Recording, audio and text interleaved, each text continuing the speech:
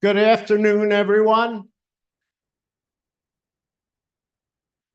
Conversation quiet, hopefully. So, welcome to the 8th annual Changemaker Challenge. The Changemaker Challenge was designed as a cross-university initiative to both inspire and enable students, alumni, staff, and faculty to try to make a difference in this world. And we are here in our 8th year. We have a lot of great pitches, and I don't have the slide clicker.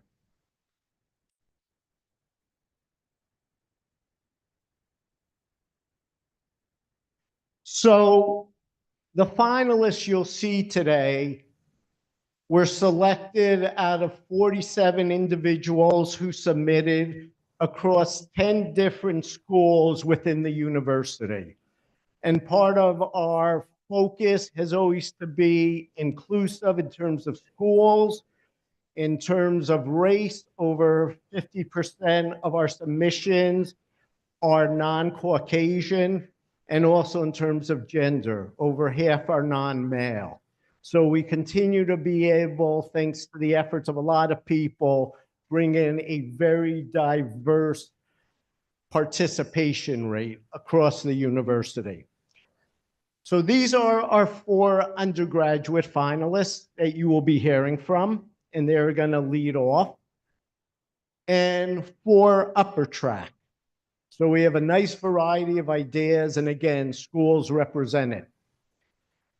We also have, as our keynote speaker, as the judges are in the back room counting ballots, Samantha Witchin, who is an amazing person.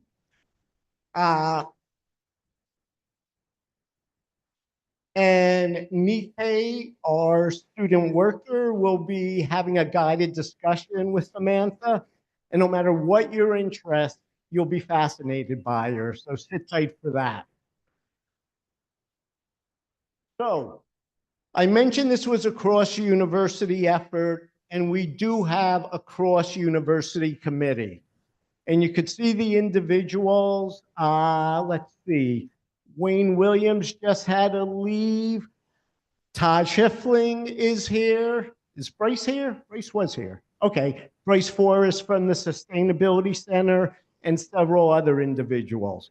And literally tonight, it's a culmination of 6 months of work by this committee. Also, we have pitch coaching, where the finalists get to spend a half hour plus with several individuals to sort of refine their pitch. Greg Fegley, who's on YouTube, who is a former accelerator director here. Peter Kestenbaum. Peter, you want to raise your hand? Who is a new participant with Temple, but a very dedicated one. And we look forward to additional contributions. And also Kerry Slade and Michael Shermer. Michael, take a bow. Okay, that was a bow. All right. So every submission got reviewed by 3 to 4 external entrepreneurs, social entrepreneurs, funders, experts, as well as faculty internal to Temple who are also involved in these fields. So thank you to all the reviewers. Otherwise, we wouldn't be here today with our finalists.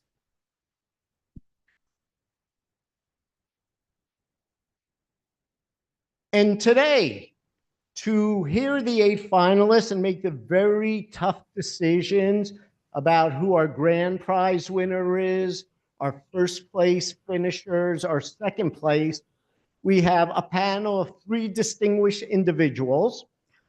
First up here is Michelle Histon.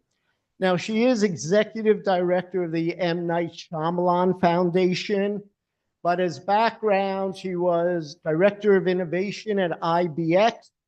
And for the last 3 years, my boss here as managing director of the IEI. She still thinks she's my boss, but she doesn't have the official title anymore. Second is Crystal Jacobs. Crystal is a sanitation commissioner of the city of Philadelphia. She was previously executive director of public safety for the city of Philadelphia and is a third generation Temple alum.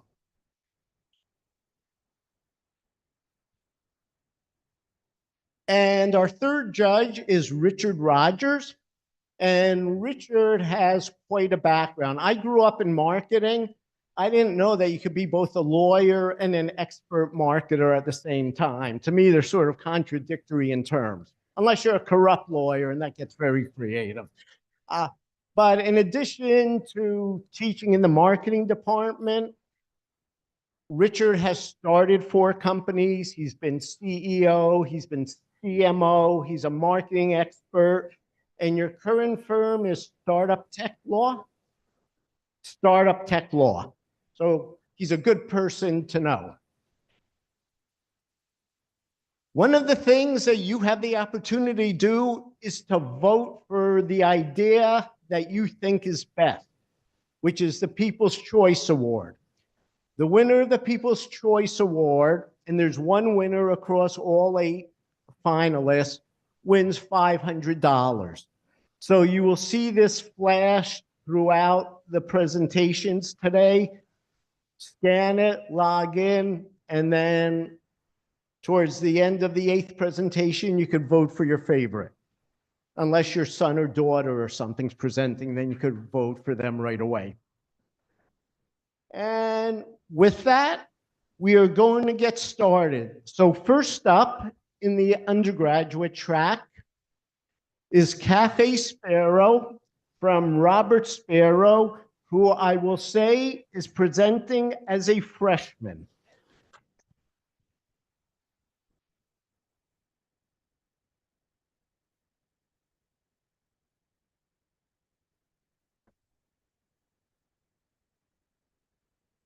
Hello, my name is Robert Spiro, and this is Cafe Spiro, and we're more than just a cafe. So out of all the different issues you guys are gonna hear about tonight, societal, environmental, one hits me harder. 6 weeks ago, I was reading this article, and in Japan, retirees are actually committing crime to be sent into prisons because they feel like they have no community. Now, 1 out of every 3 retirees from ages of 50 to 80 feel loneliness. Now, that has health defects to that. You are 4 times more likely to die of heart failure if you feel lonely. You're more likely to lose your memory and lose your mental functions if you're lonely. Now, what's the solution? My solution is the Spiro solution. In Italian, Spiro means hope, and it's also my last name. I think there's hope for our elders out there. I want to make a cafe that we utilize workshops to bridge the gap between our generations. Now, ever since the COVID-19 pandemic, there's been a big disconnect between the younger and older generations. So my idea is that we bring together middle school, high school, and nonprofit organizations to run workshops and other skill sharing sessions with our elders. In addition, it's the Italian me. I think we bond best over food. Now, my competitive analysis, you would think that like Dunkin' Donuts and Starbucks, like those are gonna be my big competitors. They wanna go grab a cup of coffee, a bite to eat. But in reality, they really don't help out retirees. They don't build a community. Retirement chains themselves, they kind of keep you locked in your own place and you really don't get to bond with the outside world.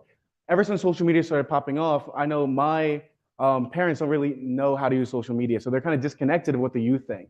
And in addition, there's something called Generations United, which has the same mission statement, but they lack flexible workshops and they also lack an open to the public feel. So anybody can go in and have fun in Cafe Spiro. Now, what are my next steps here? I want to work on partnerships. First thing I'm going to do is go to nonprofit organizations. I'm going to go to schools. I'm going to make sure I have enough volunteers to help out with these workshops.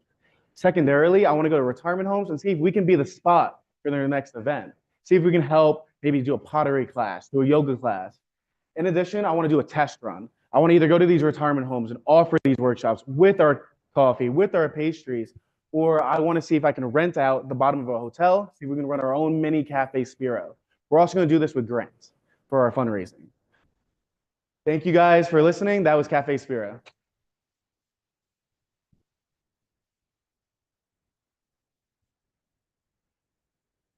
questions from the judges. Should probably get.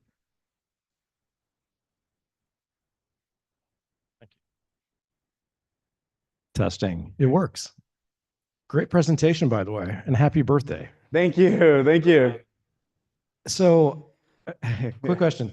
I thought you were going into it that this is going to be a cafe, a Starbucks style place for seniors, but it's more than that. It's not just a location. It's sort of a community that you're building that you're then going to bring services to where they're at as well, right? 100%. Yeah. Okay. What was the angle with the coffee shop in the beginning then? Why go with the Cafe Spiro? So personally, when I was hanging out in high school or when I'm with my family, I feel like food is what brings people together. And when people want to go out, they also want to get a bite to eat. So it's a nice way to break the barrier. I know I'm a big Catholic, so we always talk about breaking bread when we talk. So Cafe Spiro is like kind of like the gel that holds it together and brings people into Cafe Spiro. Are you looking to make this sort of, when you think about Starbucks, that middle place where the community comes together, actually having physical locations then?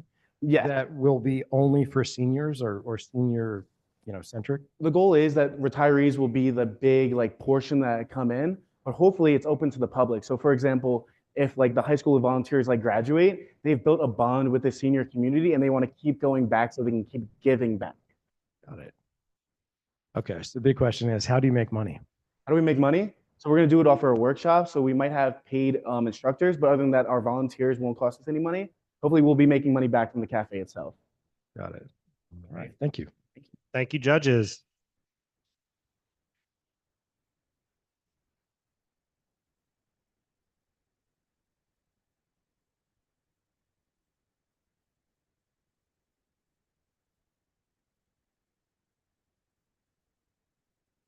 Okay.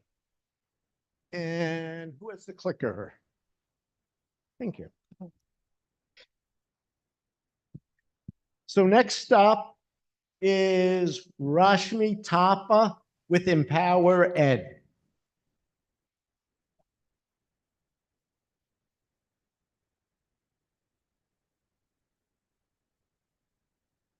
Hello, everyone. I'm Rashmi Thapa. I am the co-founder of Empower Ed, and we are opening doors for global education.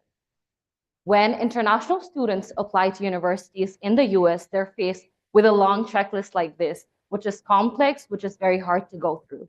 When I was applying to universities a few years ago, this is the same issue I wish there was someone to help me out. And this sentiment was shared by a lot of other international students that I talked to during my customer discovery interviews. The solution to this is Empower Ed. We are a personalized education consulting platform. We provide fully remote, one-on-one workshops and mentorship opportunities for international students by connecting them with students who are already in the US. For this, let's look at a simple use case. Ria is a high school student. She finds us online. She books a free 30-minute consultation session. She meets with our mentors, and then she figures out a detailed pathway to a successful application using our services. She uses those services and is able to get into a university of her choice. For this, there are a lot of competitors because education is a growing and big market. The first being internet resources, which are often very easy to access, but they don't have personalization or accuracy in a lot of cases. There are also established consultancies which have a long history and experience in different countries. However, they're very unaffordable for a lot of students, and they also work on a commission-based system where they will try to push students to universities of their choice where they gain commissions from. This is where we come in and we're unique. We offer personalization to each individual student and meet their needs. We work on a robust peer network, which leverages the support of students who are already here, which means we don't deal with commissions. And finally, we also aim to be very affordable for most of our students. For this, our target market is also very big. We can scale globally in any part of the world by making small cultural differences. However, we want to start with high school students in South Asia because this is one of the top origins for students that are already here. And this is a market we understand very well as well. And the market size, as I've been mentioning, is very big. There are over 1 million international students in the US right now, among which over 300,000 are undergraduate students and the population we wish to serve. Currently, we have 4 main services from which we will get our revenue. The first is university research. The second is application. The third is test materials and preparation. And the last one is visa interview support. For this, currently our status is that our demand has been validated through our customer discovery interviews. Funding is very limited to just us as co-founders, which is very limited because we're both full-time students. But any money that we raise from this competition and any other future sources in the year will be used for platform development and our outreach. Thank you everyone for listening.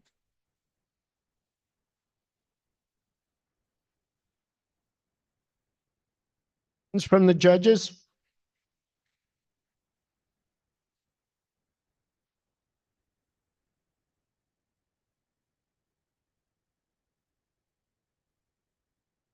Thanks. You did a good job explaining kind of the concept. And you talked about competitors, and I guess, could you tell us a little bit about the impact, right? This is about social impact. So can you talk a little bit more about the impact this would have as a result of students working with you and what that means to them and how it changes their lives? A lot of students with the already established consistencies, but they are very unaffordable for a lot of students. Like that is something I reached out to as well when I was applying. They're very unaffordable. They try to push you to like a certain university. And when you're here, you start getting homesick from the community. So by leveraging up your network, you already create a community for students that we also give them ways like how to support system when they're here, not only when they're applying. So it really helps them adapt to the US culture as well.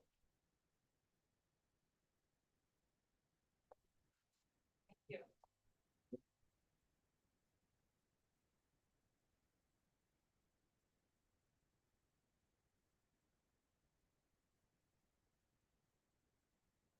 Okay, so next up is the Trash Terminator with Gianna Murray.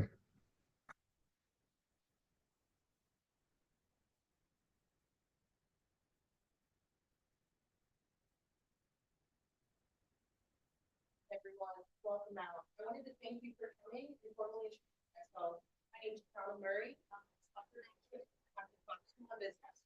Today, I'm here to present to you Temple off-campus trash termination. And this is in response to having an ongoing issue that it's not just about the optic, but it's now affecting our daily health. This is the reality of living in North Philadelphia at this point in time. Many students that go to Temple after their freshman year move off campus, and it is turning into an undesirable location to live. We're dealing with trash all over our streets, from plastic bags being ripped open by the rodents due to lack of trash cans for our disposed film. Let's talk about who's affected by this issue. To start off, we want to start strong with our Temple students. A lot of students move off campus, much like myself, following freshman year, and we're faced with living in conditions such as this. Weekly, trash is flooding our streets due to lack of proper disposal. We can't forget about our Philly natives, because they are also just as affected. People are not just living out here, but they are raising children, and it is sad that this is what the conditions have come to. But I also wanted to touch on the local business. Local businesses are faced with backlash just simply due to what their side of their businesses are looking. So here are some of the consequences of inaction. Health risks are rising, not just in children, but in residents overall. The trash pollution has been linked to respiratory issues, infections, and hazardous waste on the ground, such as glass, can be a danger to kids and students walking the streets daily. Rodent infestation spreading all times today due to so much waste being all over the ground. And last but not least, neighborhoods overall are declining, and it's becoming a less desirable place for people to reside. That's why we like to implement a new approach to trash. By implementing a structured system that provides all residents with a trash can to properly dispose their waste, this brings a much easier solution. So we can go from the top tier, which is what we're currently working with, which is trash all over our streets, composing it into trash bins so that we are no longer faced with such a large issue. Just by implementing some structure, we can create new healthcare habits and healthcare environment for the new children growing up and the people that currently reside. Thank you so much.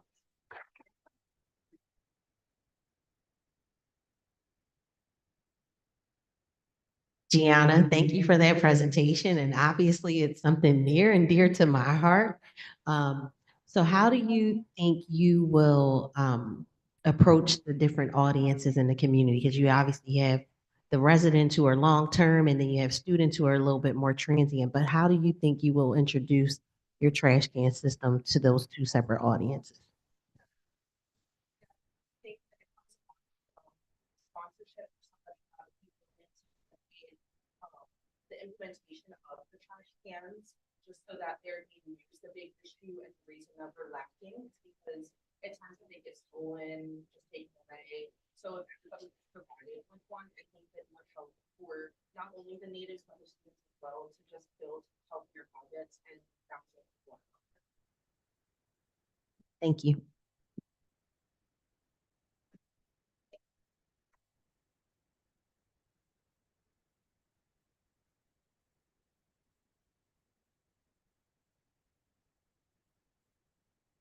Okay, so the last of our undergrad presenters is Raphael Cohn Shippey with Vazi World.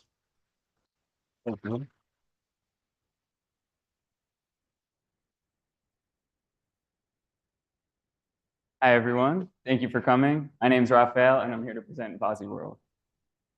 Vazi World is intended to benefit students K through 5 that come from low-income communities.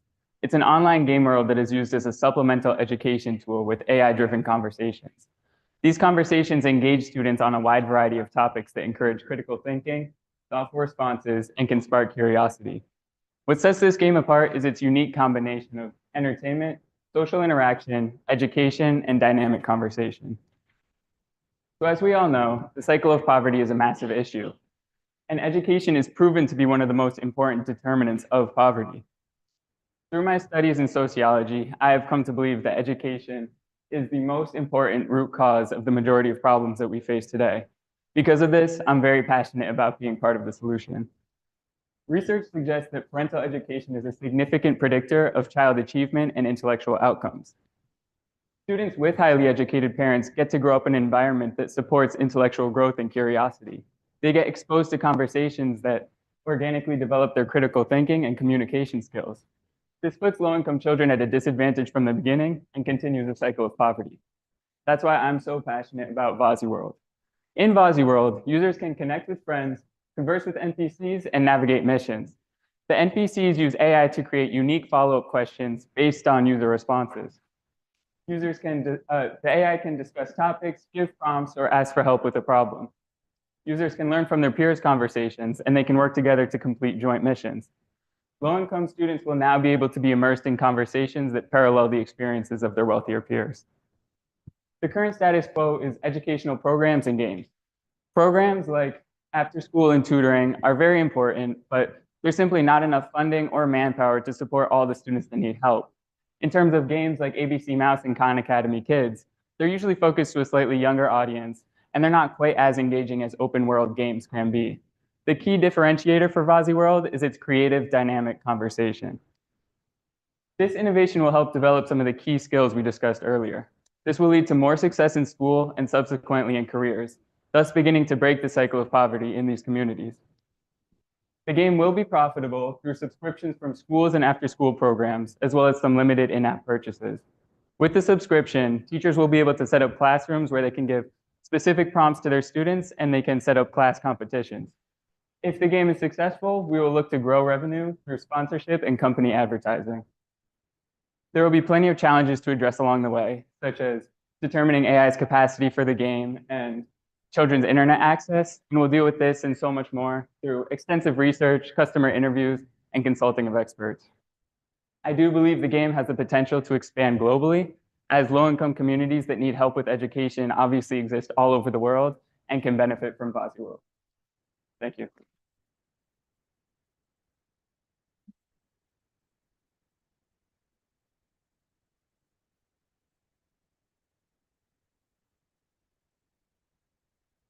Are there any references or statistics that show the benefit of the conversation through the gaming as opposed to some of those more traditional programs that you mentioned, the ABC Mouse and the after school tutoring?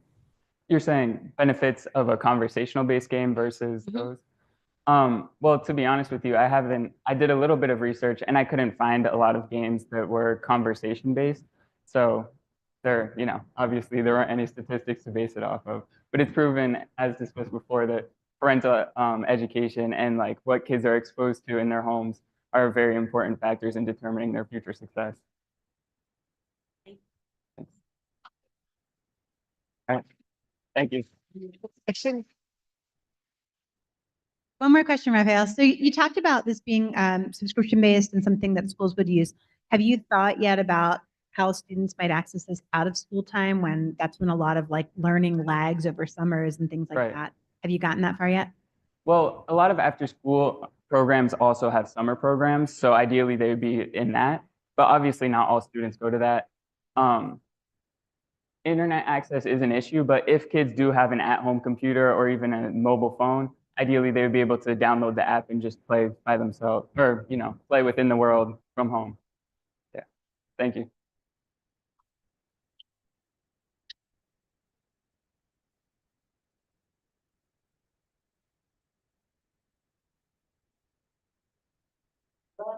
The undergrad presentations, let's give them one more hand.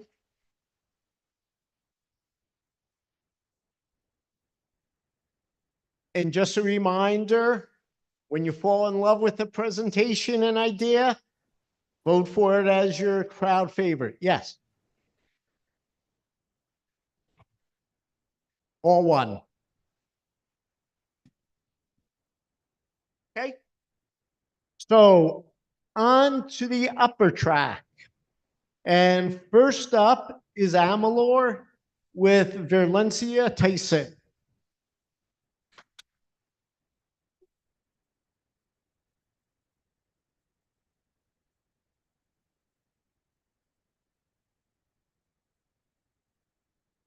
There are not many things in life that are guaranteed, except for death.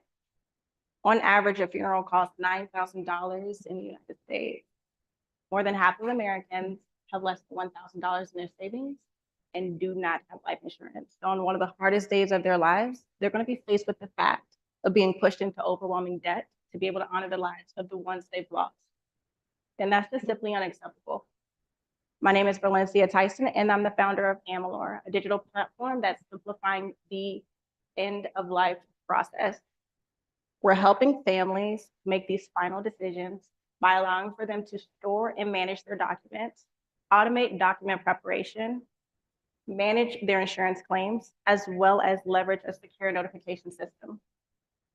There are companies out here like Plans, Take, Harding, Good Trust. They do everything from digital asset management to closing out accounts to estate planning, but they do not do one thing, which is directly integrate with the institutions, which is something that we can do, allowing for us to take a process that's completely manual and automate that. Right now, we've conducted several market interviews, and who we're planning on targeting initially are government agencies, financial institutions such as insurance companies, funeral service homes, as well as families and individuals managing estates.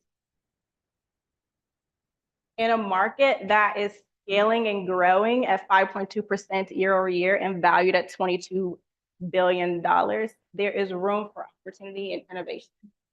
Some of the challenges that we're going to face, at least in the very beginning, which every founder has, is funding for an MVP, technical leadership, regulatory compliance, which is very big in this space, user adoption, as well as establishing existing partnerships.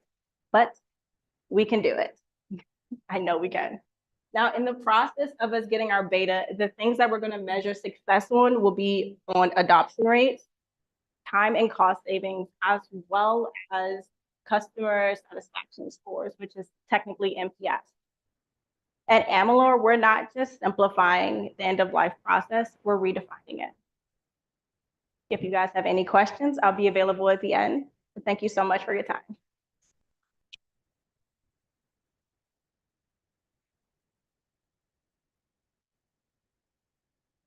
So your target is mostly going to be on the the life insurance side? It's gonna, yeah. Oh yeah, it's gonna be on the insurance. So the life insurance and managing those claims right now. That seems from the interviews that I've had, the area where there's most opportunity because it's extremely manual. Still fax, telephone, email. Interesting. I actually have a client that does something like this on the digital assets side of things. I saw you mention that Everplan and some of the others that are out there.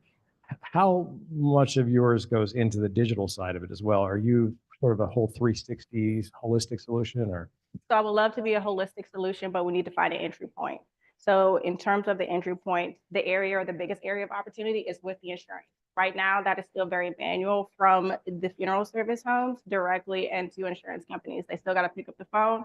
They're still getting that check that way. And sometimes it's a little convoluted where they might send it to the families first. So if you have a system where everything is integrated in the process, you can kind of oversee it. Everyone has full visibility into it. It allows for that to be a little bit more seamless. Sure. Thank you. One more question? I think just a point of clarification. So early on, you talked about a direct connection to institutions. So that means life insurance. Do you also mean people would be able to integrate like their bank account? Like, is this a one-stop shop where my family can see my bank accounts and all of that? Or is it just starting just the life insurance? No, I would like to be able to compliance issues, but I would love to get it into like banks, collections, all of that, so you have full visibility. Right now, there are no databases really where people can find insurance policies. So what happens is technically someone may pass and no one knows where that is. And so everyone has to go. You can probably go to your local state to look in the registrar to see, but it's just not an easy place. And you know insurance does not want to pay out. So if you don't have that info, you're gonna have a problem. Awesome. All righty.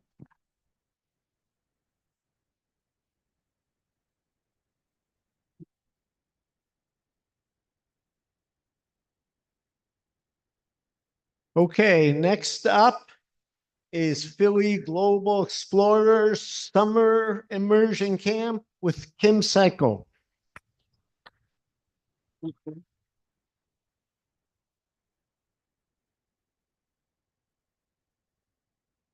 Good evening, everyone.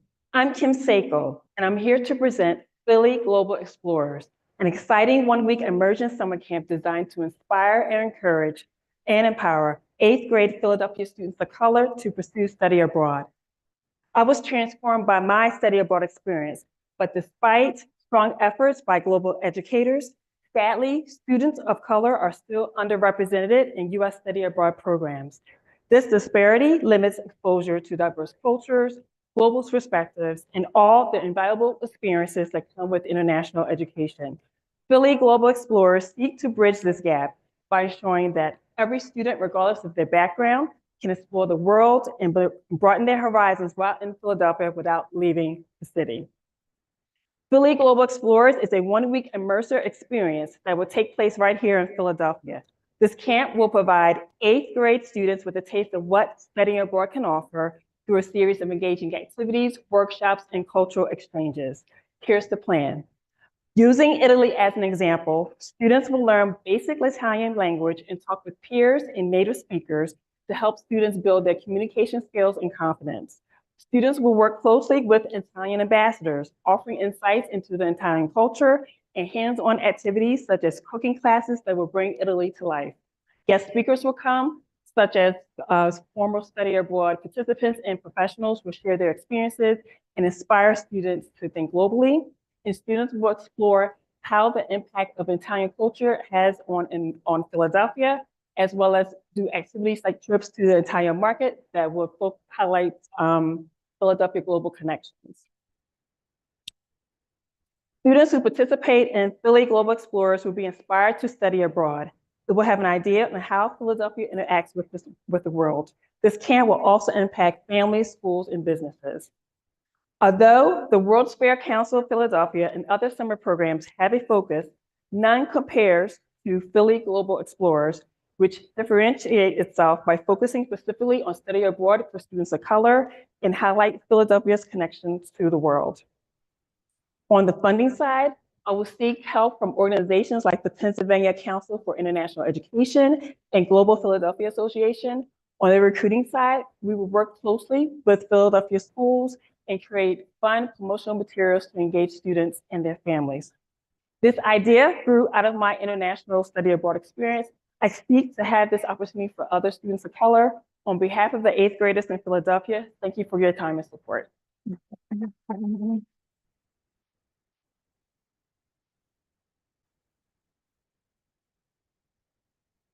Thanks, Kim. Good presentation.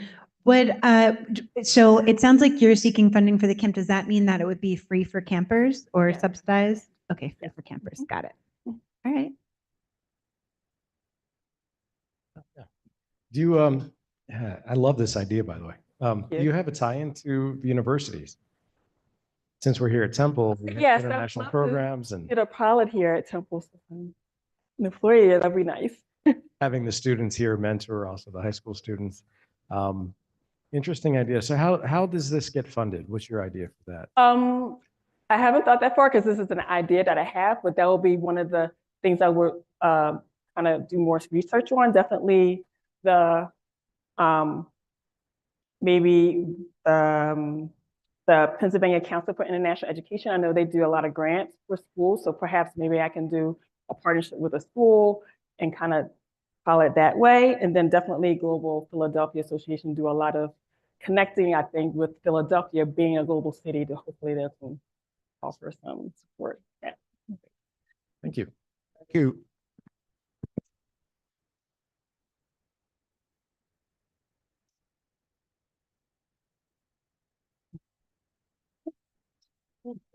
So next up is senior with Cachet Spellman Timon.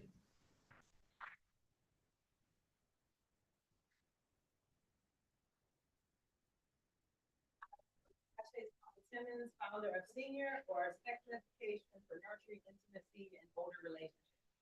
So I don't know if you know this, but right now we have an STI rate over doubled in seniors over the last couple of decades. And so we are going to be targeting adults 55 and over who are living in facilities, maybe it's in some adult daycare centers, community resources. And the problem that we're going to be addressing not only is STI rates decreasing, but also that sexuality and intimacy doesn't just disappear. And often we think that when we get older that's what happens, and society often ignores or stigmatizes that. And there's a serious lack of resources right now. So existing solutions, which include places like SAGE and Planned Parenthood or other local organizations, have very limited inclusivity and are not geared specifically for our elders. There's geographical constraints, including the seniors may not be able to get to the facilities. So senior has intentional plans for mobile units that out, and then also comprehensiveness. So the education that we typically have right now does not, again, include comprehensive education, which will allow for those of our elders to receive the education and the resources that they need to enjoy their lives and protect themselves while they do it. So our solution senior is a holistic approach where we will be giving comprehensive education that includes access, community access, as well as our curriculum and education resources. We're going to take a pleasure positive approach so that seniors and elders still feel bodily autonomy and understand that pleasure is a part of the process of aging as well, and create safe and inclusive spaces for these conversations. The impact is not only going to be felt with our seniors, it is also going to be felt amongst us, families, friends, and caregivers. We can receive education and help our friends and family live longer and enjoy that living, and also for our vast communities and society. And some of the ways that we're going to combat some of this stigma is not just for the public, but it is also getting them to the resources, right? So we're going to do some things like bingo night, recipe swaps, cigar night for the fellas, have conversations over that. We plan to go for funding with philanthropic foundations and grants, corporate sponsorships, government and public health funding, and also resourcing, being able to market our curriculum as well. And then we're going to have some people on the ground making sure that we have our policy and institutional barriers covered as well. Eventually, we are going to go global with this, where we want to go to Latin America first. We're going to get some folks on the ground with translation services for our curriculum, but also working in their own NGOs and elder care organizations. We're going to create a hybrid business model for going global And we are going to create some cultural storytelling and media advocacy so that we can make sure that we're getting this word to everyone. Thank you.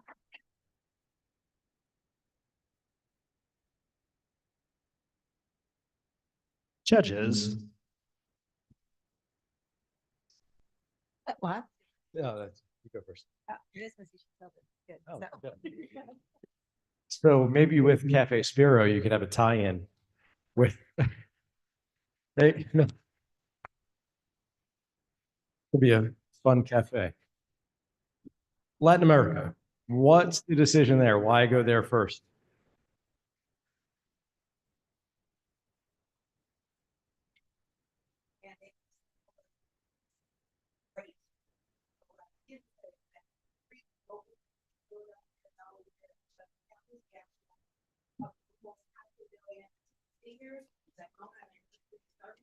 And in Latin America, they actually have even than we have in it. So two things, accessibility and our ability to have affordable materials. Time for one more quick question from the judges. Good. Good. Thank you. Thank you.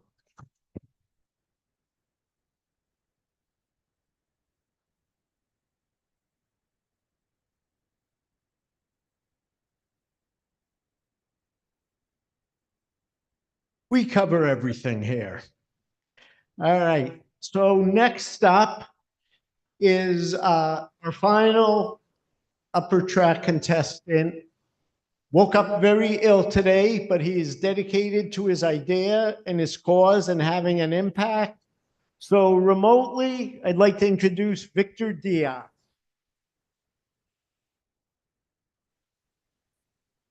Good afternoon, everyone. My name is Victor, and as you might tell from my accent, I am originally from Mexico. So immigration is not just a policy issue to me, it's a personal reality. I've experienced firsthand the challenge immigrants face, especially when navigating the complex and often overwhelming legal process. Okay, the second, yeah. Well, the truth is, immigration tools available today simple don't work for the people who need them most. Forms are confusing, and reliable legal assistance is often inaccessible.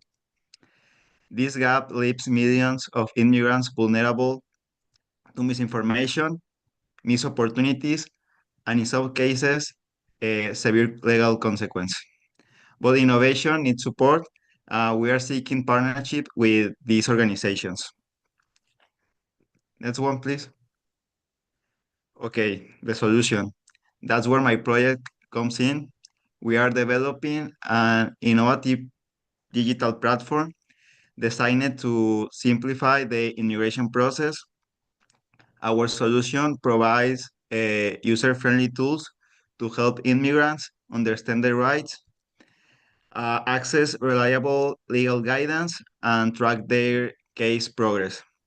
Unlike existing resources, our platform will offer real-time updates, multilingual support, and personalized assistance all in one place.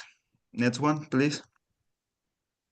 Okay, market opportunity. Our target audience includes immigrants seeking lawful status, as well as nonprofit organizations that support immigrant communities. Uh, By empowering individuals with accessible, accurate information, we aim to reduce legal mistakes and ease the burden on community service providers. The potential impact is significant. In the United States alone, over 11 million immigrants navigate these obstacles. Our platform will help streamline this process, ensuring more individuals can secure legal status, contribute to their communities, and build brighter futures. The next one, please. Okay, business model. Our app will have a low-cost monthly subscription for individuals, collaboration models with nonprofit organizations and community agencies, potential funding through grants and institutional support. The next one, please. Okay, with your support, we can transform the immigration experience for millions, making legal pathways clearer and more accessible for everyone. Thank you for your time and consideration. I look forward to your feedback. Thank you. Um, well, I have to say something. I owe you a apologize because I couldn't be there. I'm not feeling well, so sorry. Thank you, Victor. Appreciate it. Questions from the judges? Sure. Victor, hope you feel better. Thank you. Hope we can meet in person as well. Yeah. Have you built a GPT yet? Yeah, I mean, now you can use another AI like ChatGPT. Actually, this idea came to me because ChatGPT, because I use ChatGPT in this case, my aunt had a question about the legal process, so I asked ChatGPT. But the difference between ChatGPT and my app is going to be like in this app you can track your process and it's going to be updated with the new administrations and everything. Right. I think it would be really beneficial for you. Go to ChatGPT, pay the subscription $20 and create a GPT of your own for this. Because it sounds like you can do that now, at a very basic level to get some understanding of how to program this. The two challenges you have are going to be the one, unlawful practice of law. So you have to be really, really careful with that, giving legal advice versus just information. And two, there's a lot of big names, Lexis, in fact, I saw them today. They're all coming out with something like this. And other law firms are as well. So you have a lot of competition against you. But I think if Yeah, you I can know. market the right way to the audience that you know, I think you could become a trusted source that can also then bounce them into a firm or an organization that will help them. The other challenge with this that I see firsthand is you get the information and some of the information can't be trusted. So you have to be really, really careful. That's why I said try a GPT first, go in and build out your knowledge base, test it out. And I think it'll take that learning to maybe take this into market then. But great. I love what you're doing. I hope you feel better. Okay, thank you. Thank you. Thank you, Victor. Thanks. Okay, so let's do this. So you've seen all 8 presentations. Take a moment and vote for your choice for best idea.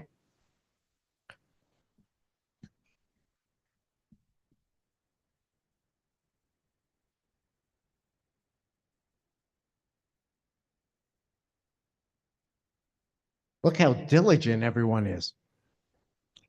Okay, so as Neil ushers in the judges to the back room, which is soundproof, bomb-proof, and everything else, to decide on the prizes, I'd like to introduce first Nike Amnuga.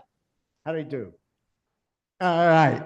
So Nike is a student worker here, a Klein major, and she will be interviewing our keynote speaker, Samantha Witchen.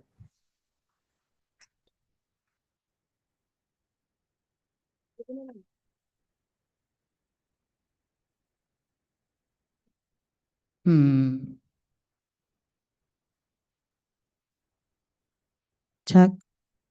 Thank you. All right. I'll sit here. Okay, great. Can we give one more round of applause for all our finalists? Well, today I have the pleasure of interviewing Samantha Witchen, Director of Programs and Operations, as well as co-founder of Circular Philadelphia. Her work focuses on facilitating re-commerce and consolidating a circular economy that honors sustainability and reuse and recycling. She's also really cool, like as a multi-hyphenate textile artist, community organizer, musician, entrepreneur, and much more. Sam Witchen is passionate about working on cool projects in the circular economy space. So please help me in giving her a warm welcome. Thanks. Thanks for having me, Nike. Of course. So can we start about talking about your career journey? Sure. Yeah. I don't want to bore you with a big novel about kind of where I've been, so I'll try to keep it to the highlights. So, because I know we have limited time. I started out thinking that I was going to be a professional musician, and that was just what I was going to do. So I went to a music conservatory and spent a couple of years there. And during those couple of years, I realized I didn't really want to play in an orchestra for the rest of my life. And so then the question was, well, what do you do? And so I ended up finishing up with an engineering degree. But then after I was done with that, I was like, well, I don't really want to sit in a cubicle and design parts for the rest of my life either. And so I left college and I went to an investment company. And that was my first job, was working at an investment company out in the suburbs of Philadelphia. And that was all well and good, but it was difficult for me because I did not feel like I was making much of a difference there in any sort of a way, in sort of a meaningful way. And I had the feeling that if I stayed there, I would get really comfortable. And, I was collecting a nice paycheck and all of that was really good. And so after about a year and change, I left that job and decided that I would try to figure out what the heck it was that I actually wanted to do. And so through a somewhat circuitous route, which took me through doing actually engineering consulting for a little while, I landed on design work. And I had studied art all through high school at a separate art school. And in college, I would continue to take classes at that art school when I was home for the summer. And so design seemed like a good path, but it was, it didn't really scratch my itch for the kind of more technical stuff that went along with the engineering. And so after doing work as a designer for several years, I realized that the confluence of those two things really seemed to be in sustainability in a lot of ways, because it took a look at things from a technical perspective. And I was particularly interested in energy and energy systems when I was an engineer. And that was the stuff that I really focused on as a mechanical engineer, but also it required having a lot more of a design thinking mentality in order to reimagine our systems and how they could work in order to protect the planet and to protect life on this planet and all of that sort of thing. And so I kind of landed in sustainability as the confluence of all of these things. Along the way, I continued to play music because that was something that was very near and dear to my heart, and was very fortunate to get hired by the University of Pennsylvania to teach in their music department too at the same time. And so for quite some time, I was just kind of cobbling through a bunch of things together, kind of trying to figure out where I wanted to land. And so once I settled on sustainability, that's when I started my first company, iSpring, which is still in existence, doing sustainability work, and really focused in on doing that work most of the time while I continued to play my harp and teach and do all of that sort of stuff as well. And eventually, while I was doing that, decided that, well, I really still like the music stuff a lot, and maybe it would be really cool to do something a little bit more intensively that supports the music community in Philadelphia. And then ended up with a colleague of mine from the conservatory that I went to, who lives here in Philadelphia, ended up starting a second company called Philly Music Lab that supports musicians frequently that are from a classical background, like I was myself, but are interested in performing non-classical music, doing genre crossing stuff, doing interesting ethnic music and whatever, and connects them with audiences. And so that was how I got there. And so it's always been a little bit of these two things going on. And eventually, because of the work that we were doing at iSpring, in the waste space specifically, it became clear that Philly had a lot of opportunity and a lot of need to address some of its chronic and persistent waste issues. And so that's how Circular Philadelphia came about. And I think we'll talk more about some of these things. So I'm going to cut it off there. Yeah, but we love to hear stories about people's passions evolving and they take with them like things they were always passionate about. Like I love how you're able to move music and sustainability and social like benefit with everything you do. But it seems like your major focus nowadays is on sustainability. So how would you define sustainability? So the way that we defined it when we started iSpring way back in 2008 was largely based on the UN definition at the time, which was enough for all forever. And I really like that definition for numerous reasons. One, because it's very succinct and I love efficiency. So efficiency of words is always great whenever you have the opportunity for it. But also, I think it really gets at the heart of what sustainability is about, which is having enough on this planet. And that doesn't mean having excess. It means having enough to have a base level standard of living that allows you to feel comfortable and safe for not just you, but for all future generations in perpetuity. And to me, that speaks to all sorts of different pieces that often touch sustainability, including natural resources. It includes, just basic life necessities and other things related to living a comfortable existence. And I think it speaks to that we mean all. We don't just mean certain people with certain kinds of means. We mean all people that are living on this planet. Yeah. So what does the work you do at Circular Philadelphia look like? So you mean my personal work or the work more broadly of the organization? Both. Okay, great. So just as a quick baseline, what we're doing at Circular Philadelphia is working on building a circular economy here in Philadelphia. And I think we'll get a little bit into what that means, but just so that there's a little baseline of understanding, the current economic system that we have is one that is linear in nature, and that we take things out of the ground, we make them into things, and when we're done with them, we either put them back in the ground or we burn them. And it's really dumb. It doesn't make any sense when you think about it. And it's also very exploitative to large segments of the population, and it's destroying our planet. So what the circular economy does is it reimagines that as a continuous cycle where things are kept in circulation. We design out waste from the products we manufacture, we share resources, and at the end of them, we turn them into new products instead of taking more resources out of the ground to make new products. And so at Circular Philadelphia, what we're focused on is how do we build that here in Philadelphia? My part in that as Director of Programs and Operations is that I manage all of our business of running the organization, so all the administrative stuff and all the really boring stuff like making sure that all of our tech works and making sure that the financial reports get written and all of that sort of stuff, doing the bookkeeping. But also I manage a lot of our programmatic work. And that's the piece that I like because it's extremely varied. And we work in 4 main areas: built environment, food systems, textiles, and on vacant land. We're about to launch a 5th, which is resale. And a lot of the work that I do is related to supporting those programs and working on special projects. So like, for example, right now, we have a project going on where we are developing, for lack of a better description, a local search engine for, say you have something that you want to get rid of, that you no longer want, and you are like, I don't know where to put this, but I know I don't want to throw it out. Where the heck do I take it? Do I donate it? Do I recycle it? And if so, like, what do I do with these things?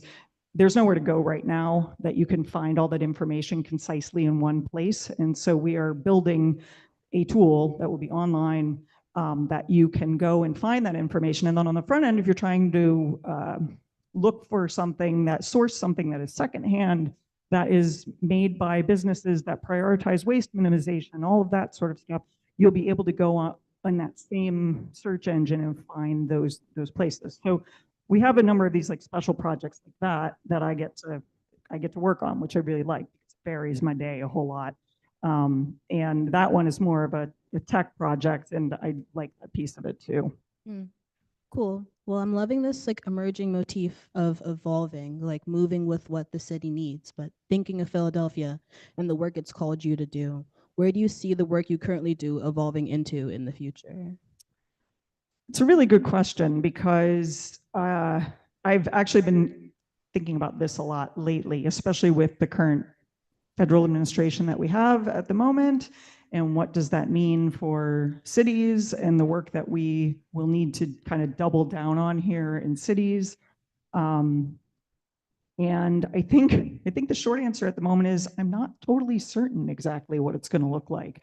And I think a lot of people are really uncertain about what it's going to look like because we just don't know how things are going to shake out in the next few months, next few years, all of that. But the one thing that I can say is that my focus, because if I think too much about what's happening at the national level, it makes me crazy and makes me want to flush my head down the toilet. And I'm also very scared a lot of the time. And I get paralyzed.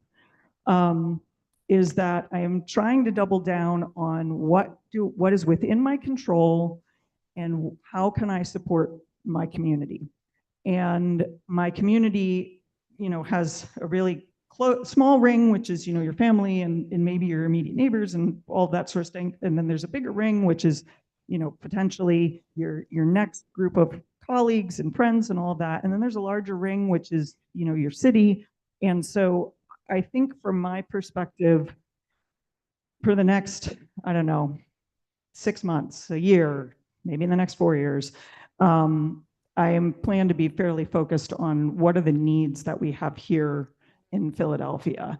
And because of where I sit in the world of sustainability, circular economy, and then also the music stuff, a lot of that work I think is going to be focused on how do we continue to build the circular economy here in Philadelphia? How do we bring more Philadelphians into the circular economy and help them understand what it is and how they can participate in it? Because I think that's a really important piece, is helping folks know that it's not this thing that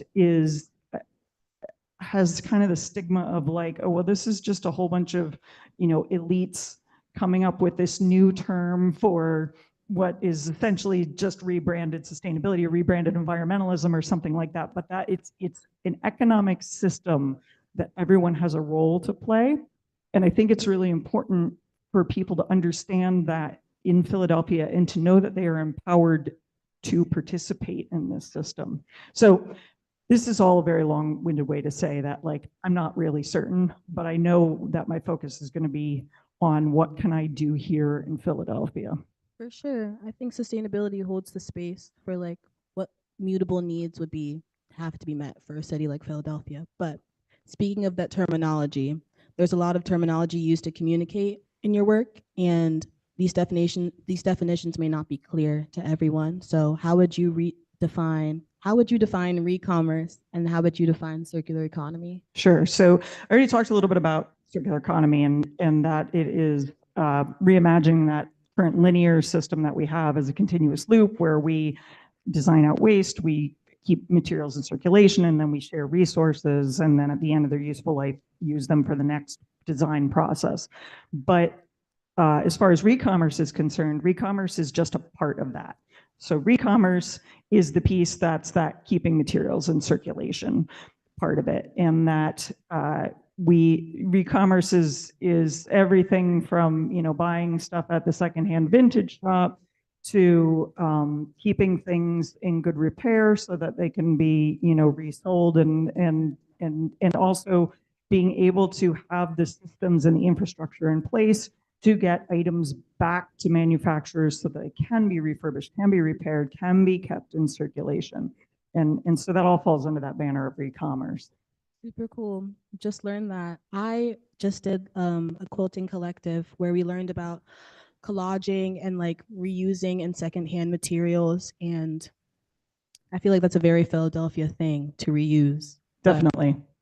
From our earlier conversations, I've heard that you've launched both nonprofit and for-profit ventures. And I was going to ask what are the major differences you experienced in launching these? With the nonprofits, well, and that's largely Circular Philadelphia. Of course, we have, because we went the route of being our own 501c3 and having to go through all of that process, we of course have to have a board, which is, because of the nature of my for-profits that I've launched, they're not C corporations, so they're not required to have a board in the way that the nonprofits have.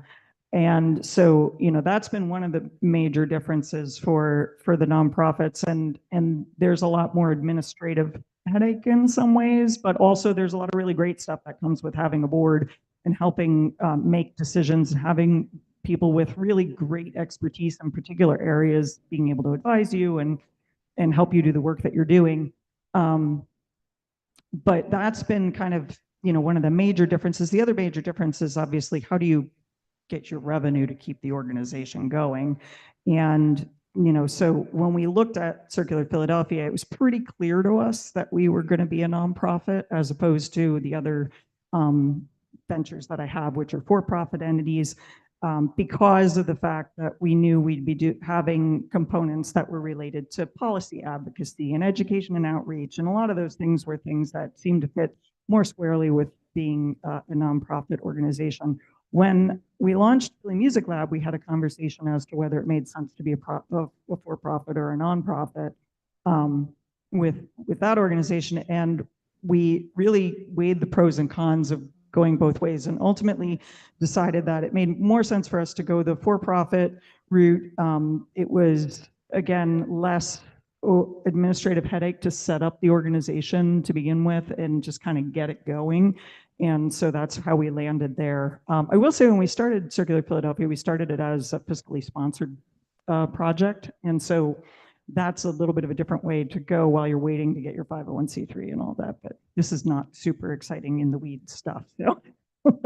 But it's interesting to know, because I mean, up until last year, I didn't know the difference between a nonprofit and a for-profit. Yeah, well, and now, now there are different kinds of ways that almost have a little bit of both worlds. Like, you can become a public benefit corporation is one of your options. And the company that I was most recently involved with, Circus Systems, is organized as a public benefit corporation. And so the goals for a public benefit corporation are not just the bottom line, but also, how do you benefit the public and the environment and social, needs and stuff like that. For sure. So I find you particularly relatable in being a multi-hyphenate, someone who's passionate about many things that vary. As a community organizer, artist, musician, and business owner, how have you found that each of your passions interact and intersect with each other? This is probably the one that's like, this is a good question, because I think when it comes to the work that I have done as far as sustainability and circular economy, and then doing work in the community, that stuff has a lot of overlap. The music piece is probably the one that sits apart the most. However, I will say that when I think about performing and music performance, that piece has been extremely beneficial to me, as far as having to get up, present in front of people, communicate your ideas, feel comfortable with being in front of people and talking in front of people. And I think that for me personally, that performance experience has been extremely useful for me as a leader of both a for-profit company and a nonprofit company, and feeling comfortable being, on stage, talking to people, that kind of a thing. When it comes to the confluence of art and design and my illustration work, that has been also extremely useful in the spaces that I've been in related to the circular economy and earlier sustainability, because these are sometimes complex concepts that are very difficult to communicate. And being able to just do a quick illustration or other sort of design infographic type thing to communicate some of these ideas, and being able to do it myself has been extremely helpful in those ways. And I love when I get to put those things together. Yeah, for sure. Speaking of your passions, where have you found Yeah.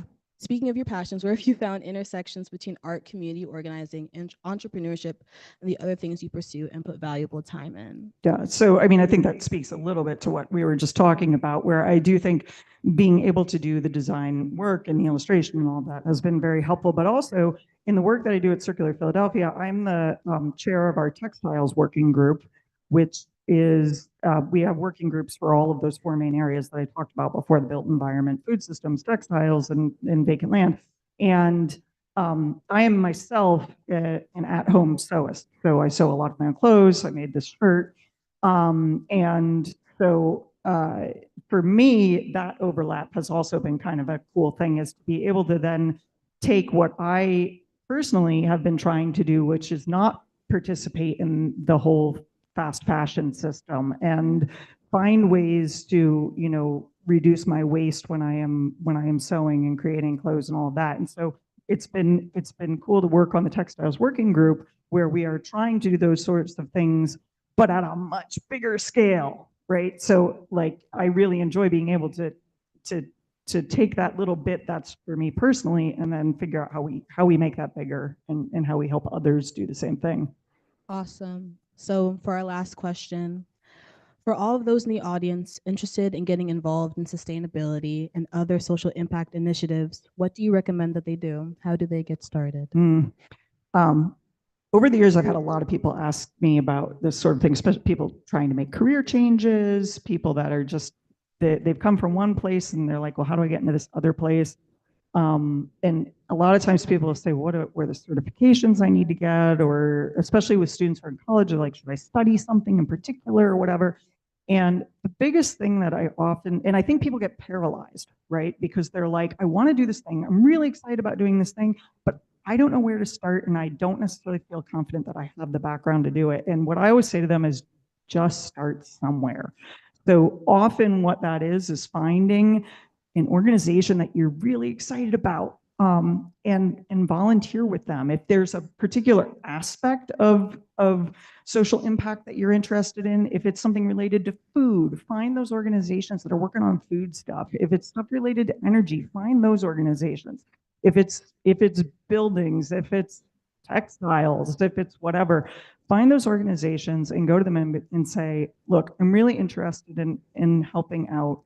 How can I get involved? I tell you, every single one of those organizations needs help. They all do. They all do. In some way, shape, or form, they need help.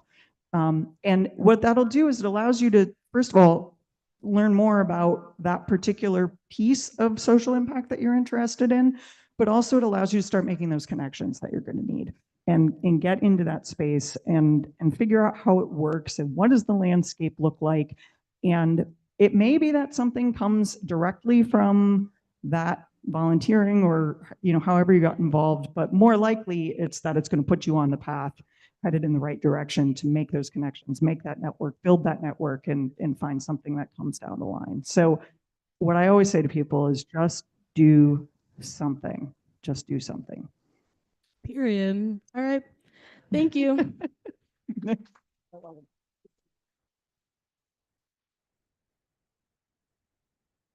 One more round of applause for Sam and Nike. Thank you both so much.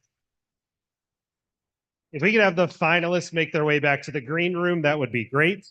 For those of you that I don't know, hi, my name is Neil Johnson. I serve as the Director of Accelerator Programs here at the Innovation Entrepreneurship Institute.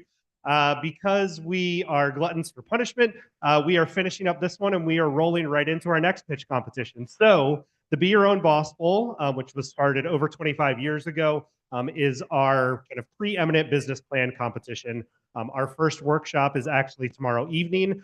That's where you get to see, unfortunately, my lovely face. Go over basically the ins and outs of the Be Your Own Boss. We'll kind of walk you through what's been successful in the past, things that you should think about, deadlines, different categories, all that sort of stuff.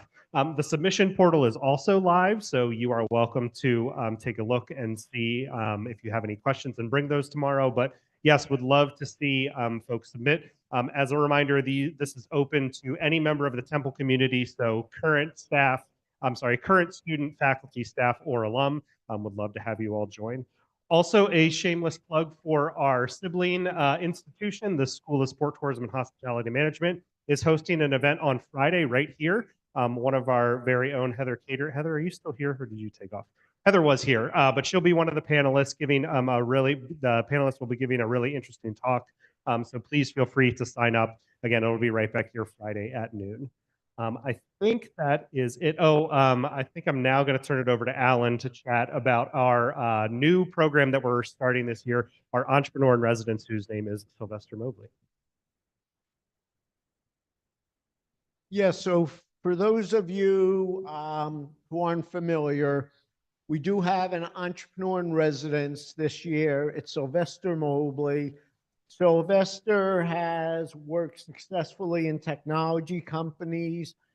He also launched Coded by Kids, which has been extremely successful in teaching technology skills and opening up programming careers, etc., to people from underrepresented communities.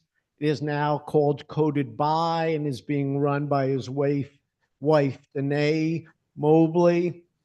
And now Sylvester has started a venture capital firm focused on technology. It is one of the very few venture capital firms that will fund pre-revenue companies. But he is an amazing resource overall. If you scan this code, there's a sign-up sheet to see him. He's typically here Mondays, 11 to 2:15. If that does not work for you, meeting him during those times, email me and we will set up an offline, an evening time or whatever where you can meet remotely for him. But Sylvester is an amazing individual who is very giving. So whether you want to start your own art business or whatever, he has amazing experience and knowledge and network, which he will open up to you. Okay, next. So I do want to thank our student workers who are all over. There's Carly, who is in back. There is, where did I see Jen? There's Jen somewhere around here. Nike, who did the discussion. Oh, there's Jen. I didn't see it. Jen, I'm not used to you being that quiet, you know? And also Kate Jane, who is up here, who's been taking pictures and movies and everything else. So thank you to all of you. So it is time for the awards, and it was very difficult back there because we have a number of high-performing ideas and pitches today. So in second place in undergrad is Vazi World, Raphael.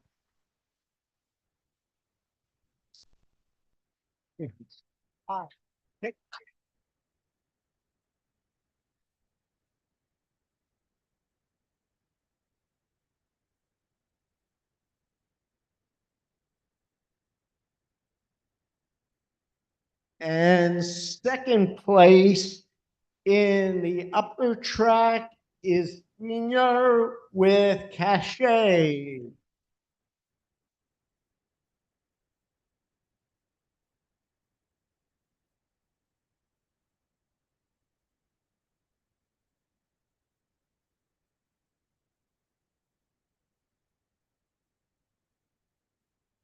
We have some amazing partners here at the Innovation and Entrepreneurship Institute. One of those is our friends at Cyber.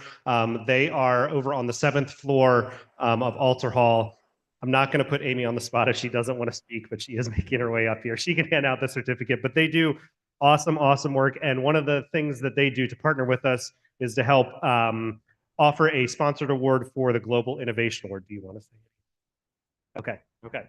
So Amy and I are happy to announce that the Global Innovation Award also goes to Senior.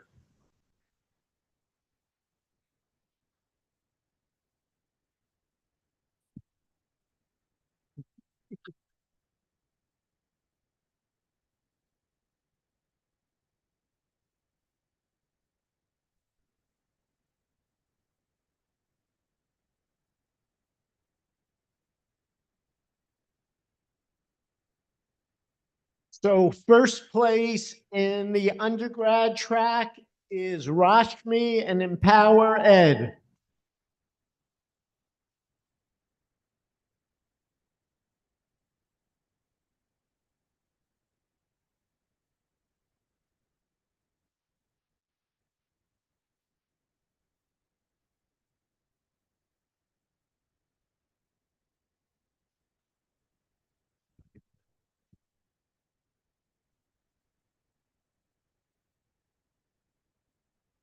And first place in the upper track is Victor and Legal AI.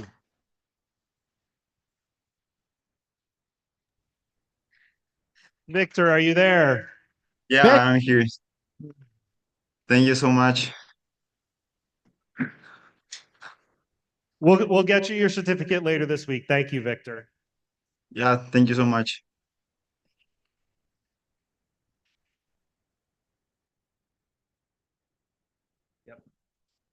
And the People's Choice Award voted on by you is Cafe Sparrow.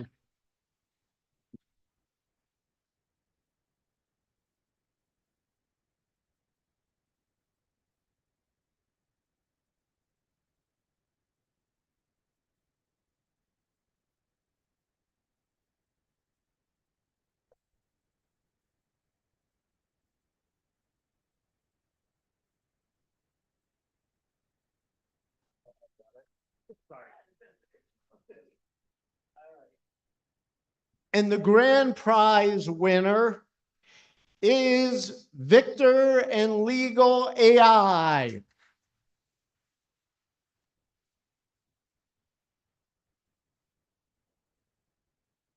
Thank you so much to everyone. Congratulations, Victor. Thank I you can so believe much. it. Thanks. Okay, so that wraps up our festivities. I want to note that we actually are ending over a half hour early, which is great. Thank you for everyone who came, who participated. Be your own boss ball. It's the granddaddy, the grandmommy of all competitions. You need a more advanced business idea, maybe one you've already launched. Grand prize can be up to $100,000. So think about your ideas, develop them, and enter. And I'd say thank you. There's networking for a half hour. If people want to speak to Samantha, which I know you do, she is still here. Peter Kestenbaum is here. I want to call out in the back Doug Fostica, who has just published a book and an expert in entrepreneurship through acquisition. We'll be doing an innovation leader speaker series talk soon, and also doing a special topic course for MBAs and MSs in the fall. And I also want to call out Carl Kraus, ex-SBDC director and adjunct professor extraordinaire. Jeff Damasi's here from IEI. And again, thank you to all the judges.